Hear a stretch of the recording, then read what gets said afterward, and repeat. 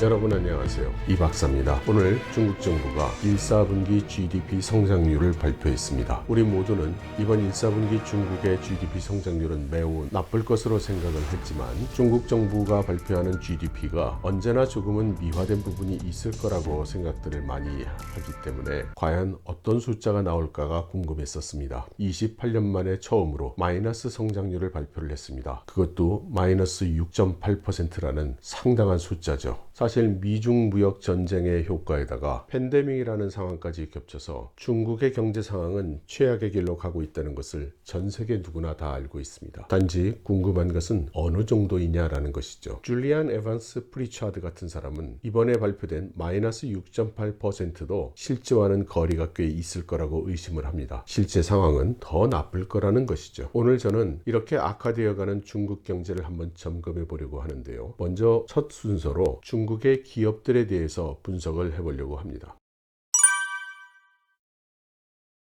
저는 작년 11월에도 중국 경제 상황을 한번 점검을 한 적이 있었습니다. 그때 당시에도 중국 국가통계국의 데이터에 기반을 해서 여러분들께 소개를 드렸었는데요. 당시 숫자를 오늘 다시 한번 말씀을 드리면 2018년도 4월 기준으로 중국에 있는 외국 기업 숫자가 47,974개였습니다. 그리고 작년 11월 당시에 가용했던 가장 최근의 데이터 2019년 9월 기준으로 중국에 있는 외국 기업의 수는 44,414개였습니다. 즉 당시 기준으로 미중 무역 전쟁이 지속이 된 1년 4개월 정도의 시간 동안에 외국 기업이 3,560개 정도가 사라졌던 것이죠. 그래서 저는 그 분석을 계속 이어나가고 싶었기 때문에 최근에 중국 내에 있는 외국 기업의 숫자가 얼마나 되는가를 조사해 보려고 했습니다. 그런데 중국 통계국 데이터베이스에서 해당된 정보가 없어졌습니다. 물론 제가 제대로 찾지 못했을 가능성도 있습니다만 며칠을 찾았는데 찾지를 못했습니다. 혹시라도 그런 데이터를 알고 계시거나 어디서 찾을 수 있는지를 알고 계시는 분이 계시면 좀 알려주시면 감사하겠습니다. 그 다음으로는 중국에 있는 기업의 총수에 대한 데이터를 찾으려고 했습니다. 그런데 마찬가지로 이 데이터도 확보할 수가 없었습니다. 그 다음으로 저는 국가통계국의 분류 기준대로 공업기업, 다시 말하면 제조업이죠. 제조업, 서비스업, 유통업 이런 식으로 국가통계국의 분류별로 해당 영역의 기업 숫자를 찾으려고 했습니다. 그런데 이것도 가장 큰 숫자인 유통업체와 서비스 업체에 대한 숫자가 없어서 이 영역별 기업 수를 가지고 분석을 하려고 했던 제 생각도 실행을 할 수가 없었습니다. 그래서 오늘 제가 말씀드리는 분석의 내용은 모두 중국 내에 있는 공업기업의 수입니다. 우리나라식으로 표현하면 제조업체의 수라고 볼 수 있을 것 같습니다. 그리고 이번 사태에 있어서 우리가 관심을 가지는 대부분의 기업들이 제조업이니까요. 준용을 할 수 있을 거라고 생각을 합니다. 그래서 여기 월별로 최근에 중국 내 공업기업의 수를 보였습니다. 이 그래프를 보면 뭔가 자연스럽지 않다고 생각을 하시게 될 것입니다. 기업의 숫자가 매년 연초에 시작을 해서 매월 조금씩 성장을 하다가 연말이 되면 최고치에 도달을 하고 바로 그 다음 해가 되면 깎아내린 절벽처럼 숫자가 내려오게 됩니다. 그리고는 다시 매월 조금씩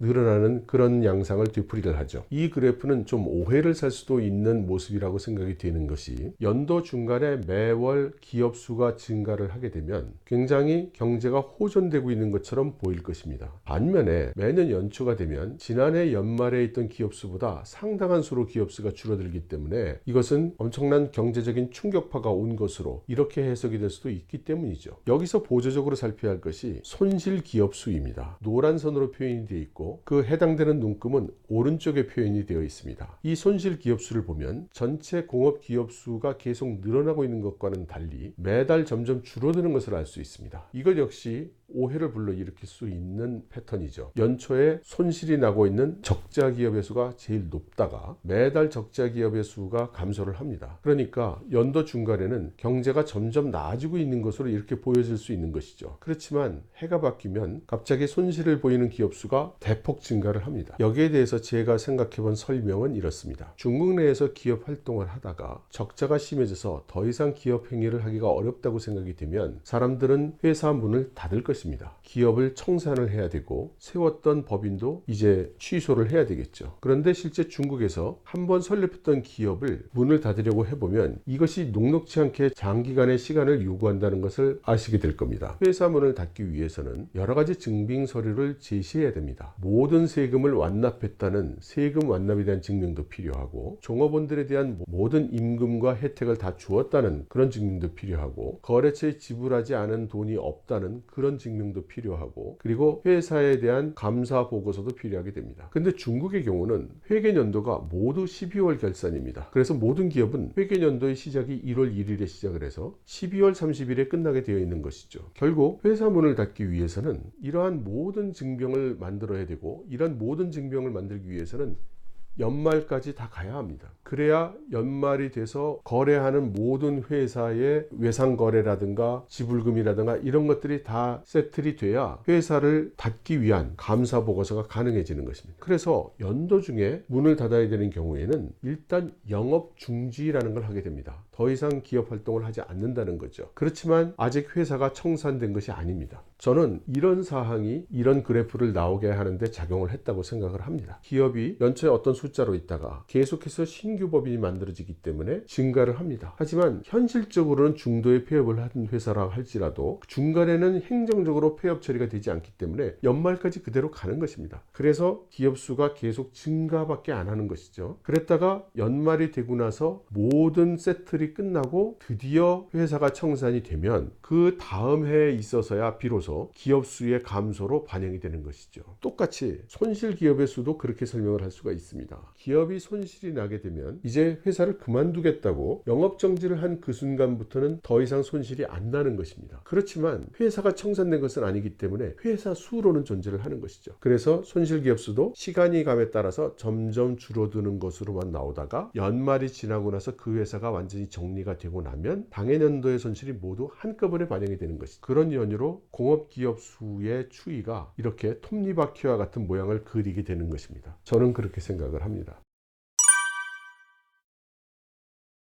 그러면 한번 구체적으로 공업기업의 수를 한번 읽어볼까요? 2018년 2월 공업기업의 숫자는 37만 2341개입니다. 그리고 나서 연말에는 37만 8440개를 기록하게 되죠. 이것만으로 보면 6099개의 기업이 증가한 것으로 나옵니다. 아마도 이 6099개는 신규 설립 법인이라고 생각을 해야 맞을 것입니다. 그런데 바로 다음해 2월 공업기업 수는 36만 4977개입니다. 그러면 기업 숫자가 13,463개가 감소한 것입니다. 그렇다면 이 13,463개가 바로 2018년에 문을 닫은 회사의 수가 될 것입니다. 그리고 이어서 2019년도 데이터를 볼까요? 마찬가지로 계속 증가를 해서 연말이 되면 공업기업 수가 37만 2,822개가 됩니다. 그러면 그 전년도인 2018년도 말과 비교를 하면 그 전해의 숫자가 37만 8,440개니까 다소 줄어드는 정도입니다. 작년인 2019년도는 미중 무역전쟁이 심화되던 시기이기 때문에 2018년도보다는 기업의 감소수가 더 많아져야 될 것 같은데 그다지 줄지 않은 것이죠. 그리고 나서 금년에 들어오면 기업 수가 2019년도에 폐업한 회사들이 한 번에 반영됨으로 해서 기업 수가 줄어들어야 될 텐데 오히려 소폭 늘어납니다. 그래서 얼핏 보면 미중 무역전쟁이 심화됨에도 불구하고 중국의 기업 수는 오히려 늘어나면서 아무런 문제가 없다는 것처럼 보일 수 있죠. 그러면 여기서 손실 기업 수를 다시 들여다보겠습니다. 2018년도 2월에 8만 1248개였던 손실 기업 수가 점점 줄어들어서 연말이 되면 5만 7291개까지 줄어듭니다. 이걸 그대로 읽으면 2만 3957개 기업이 적자를 보던 상태에서 흑자 전환이 됐다. 이렇게 생각할 수도 있는데요. 바로 그 다음에 2월을 보면 이 숫자가 39,260개가 됩니다. 그러면 두 달 사이에 96,551개의 기업이 적자로 바뀌었다는 얘기가 되죠. 2019년도를 볼까요? 마찬가지로 연말이 되면 31,538개가 줄어들어서 59,207개가 됩니다. 그리고 나서 금년 2월 무려 136,279개로 치솟습니다. 5만 개가 넘는 기업이 두 달 사이에 적자 기업으로 전환이 된 것일까요? 역시 그동안 누적되어 왔던 손실 기업의 수가 일거에 반영된 것이라고 봐야 할 것입니다.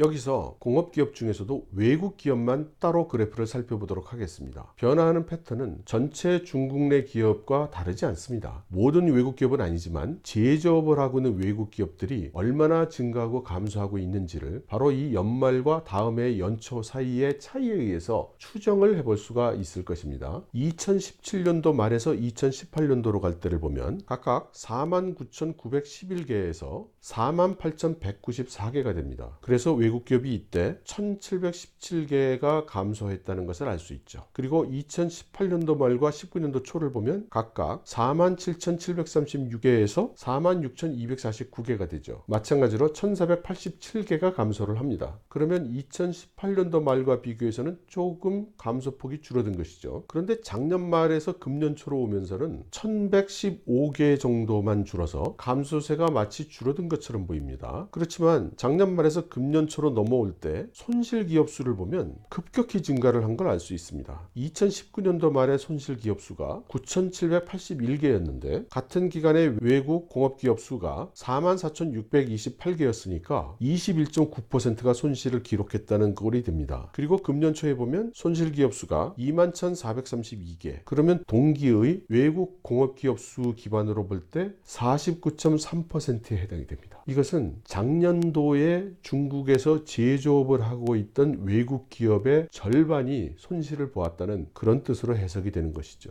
그리고 작년도 외국 공업기업의 그래프를 보면 7월에서 8월에 하나의 단절점이 생기는 것을 볼 수 있습니다. 각각 46,329개에서 44,361개. 그렇게 해서 그 당시에 1,968개가 줄어듭니다. 7개월 동안 그 전의 1년 동안 감소한 외국 기업 수보다 더 많이 줄어든 것이죠. 그래서 이 7, 8월에 감소한 숫자와 연말에 감소한 숫자를 합하면 평년 대비 2배 정도 감소를 한 것을 알 수가 있습니다. 그리고 작년도의 외국 기업의 숫자가 재작년보다 2배 정도 줄었다고 하면 우리들의 직관과도 다르지 않을 것입니다.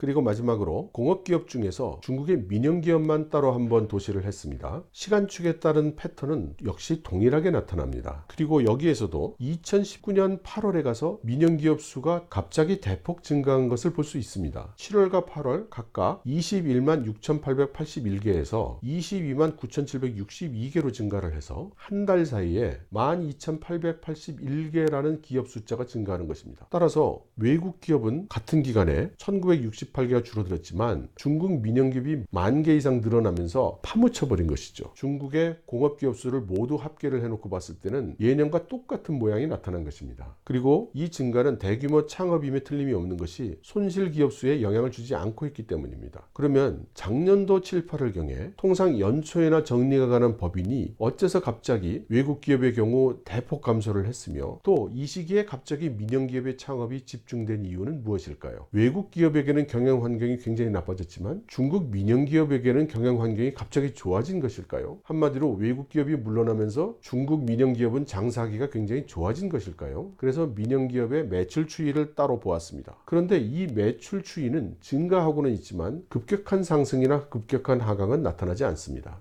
이 시점의 민영기업의 증가수는 12,881개니까 동기 전체 민영기업 수 대비해서 5.6%가 증가한 것입니다. 그리고 이 시기의 매출 증가를 보면 4조 3,339억 위안에서 4조 6,667억 위안으로 증가를 해서 7.7%의 증가율을 보입니다. 그러면 기업당 평균 매출로 봤을 때는 오히려 수익성이 좋아지게 나타나는 것이죠. 그렇다고 하면 이때 당시에 갑작스런 민영기업의 증가는 페이퍼 컴퍼니 같은 허수는 아닐 것입니다. 그러면 어째서 작년 7, 8월에 이런 특수한 상황이 나타났는가? 저도 확실히 모르겠습니다. 단지 그동안 나왔던 이야기들에서 실마리를 조합해 본다면 작년 상반기에 특히 타이완 기업을 중심으로 해서 외국 기업들이 탈중국을 하려고 해도 지방정부들이 허가를 해주지 않아서 회사 문을 닫지 못한다는 이야기가 많이 있었습니다. 그리고는 시간이 지나면서 그 뉴스는 파묻혔었는데요. 무리하게 문을 닫으려는 제조 공장들을 못 닫게 하고 있던 지방 정부들에 대해서 중앙정부 차원에서 정책을 내려보는 게 아닌가 하는 생각이 듭니다. 그렇게 해서 공장 닫기를 희망하는 외국 기업들을 놓아준 시기가 바로 작년 7월경이 아니겠느냐, 이렇게 생각을 하는 것이죠. 그리고 이렇게 많은 공장들이 문을 닫게 되면 대량으로 실업이 발생하게 되는데, 그때 당시에 나왔던 정책이 농민공들을 고향인 농촌으로 보내서 농업 창업을 하게 한다는 것이었습니다. 그리고 그때 당시에 고향으로 돌아가 창업을 하게 되는 농민공들의 숫자가 800만 가까이 됐었습니다. 그러니 이때 당시에 아마도 각급 지방정부에서 농민들 및 창업에 상당히 우회적인 조건과 인센티브를 부여를 한 것이 아닌가. 그래서 창업을 장려하게 되고 8월 달에 집중적으로 민영기업들이 늘어난 것이 아닌가. 그리고 그 중에 상당수는 그런 기회를 이용을 해서 혜택을 받은 기업들도 있을 것이고, 또 큰 회사에서 적당한 일감을 떼어나온 그런 회사들도 있었을 것입니다. 그렇게 생각한다면 어찌어찌 설명을 할 수 있지 않을까 하는 생각도 해보긴 합니다. 그렇지만 저도 확신이 쓰지 않는 조심스러운 추측일 뿐입니다. 그래서 작년 7월, 8월에 있었던 이 급격한 숫자의 변화는 제가 조금 더 알아보고 무엇인가 더 확실한 근거를 알게 되면 그때 다시 여러분들께 말씀을 드리도록 하겠습니다. 그러면 중국 기업의 대부분을 차지하는 이 민영기업들의 실적은 어땠을까요? 금년 2월에 오면서 손실을 보고 있는 민영기업 수가 78,799개에 달합니다. 이것도 작년 말에 비하면 47,000개가 감소한 숫자입니다. 한 해 전에는 49,481개였고 두 해 전에는 28,276개였습니다. 그러니까 전년 대비 손실을 보는 민영기업이 250%나 증가를 한 것입니다. 이것은 경영 환경이 너무나 악화된 때문이기도 하겠고, 농촌으로 돌아가서 창업을 한 농민공이 있었다면 생존 가능성은 그렇게 높지 않았겠죠. 중국의 대기업들도 어렵기는 마찬가지인 것 같습니다. 전자기업 같은 경우에도 거리DNC 같은 경우에 수익이 70% 하강했다고 하고요. 상하이 자동차도 약 30% 하강한 것으로 알려지고 있는데, 중국의 자동차 매출 전체가 80%나 줄어들었으니까요. 수익을 낼 수 있다면 그야말로 감사합니다 일 것입니다. 부동산 기업인 비구이웬도 대규모 감원을 준비하고 있다고 하죠. 이들 중국 기업들이 준비하고 있는 감원 규모는 보통 10,000명, 수천 명 이런 수준이니까 엄청납니다. 결국 작년도 말 기준으로 봤을 때 민간의 공업기업 수가 23만 3,975개였으니까 전체 중국의 공업기업 중에 20%가 손실을 봤다는 그런 이야기가 되겠습니다.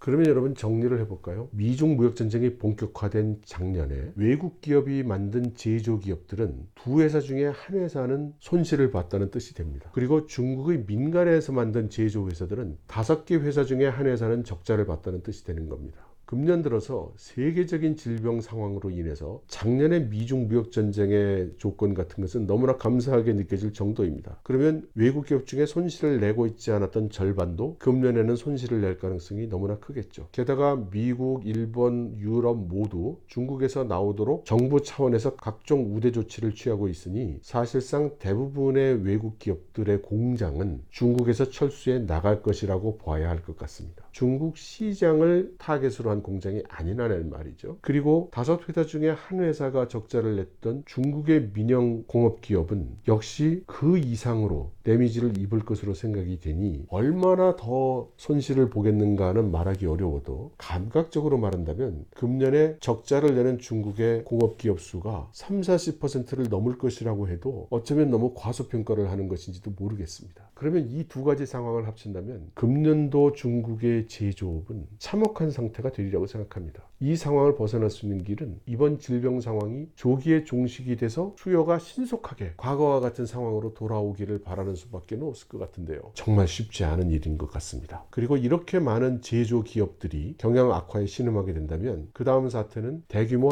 해고일 것입니다. 그래서 중국의 실업 상황이 어떻게 전개될 것인가에 대해서도 조사와 분석을 해서 정리가 되는 대로 여러분들께 말씀을 드리도록 하겠습니다. 여러분 들어주셔서 감사합니다.